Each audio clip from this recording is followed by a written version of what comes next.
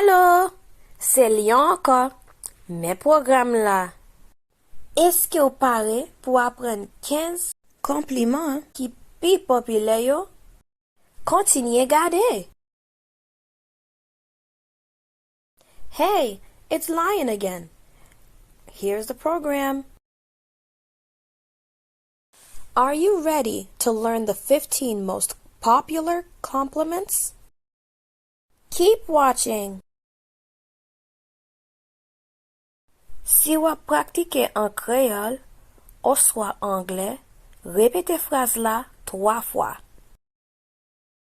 If you are practicing in Creole or English, repeat the sentence 3 times. Ou c'est un bon ami. You are a great friend.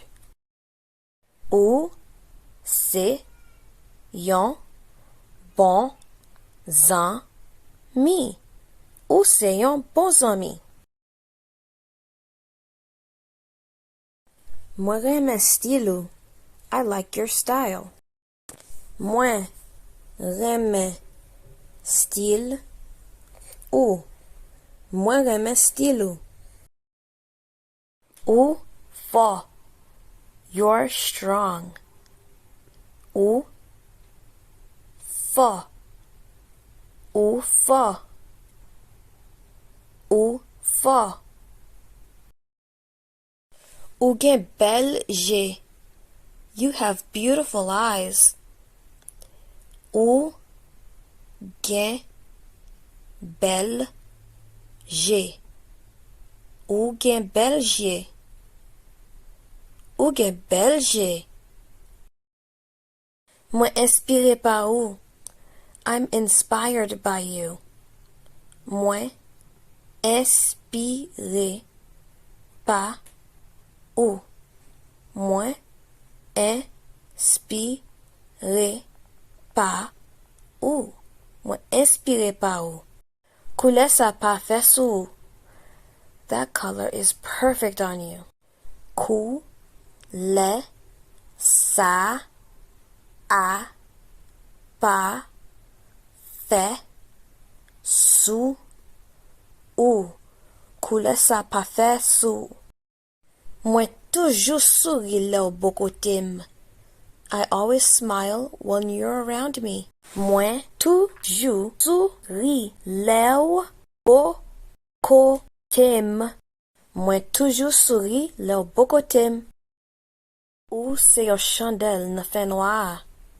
You are a candle in the darkness. Ou c'est yon chandelle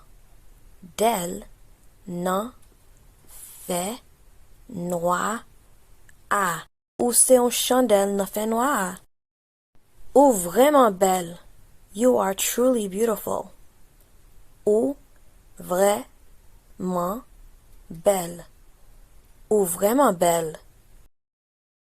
Ou c'est un bel exemple pour l'autre moun. You're a great example to others.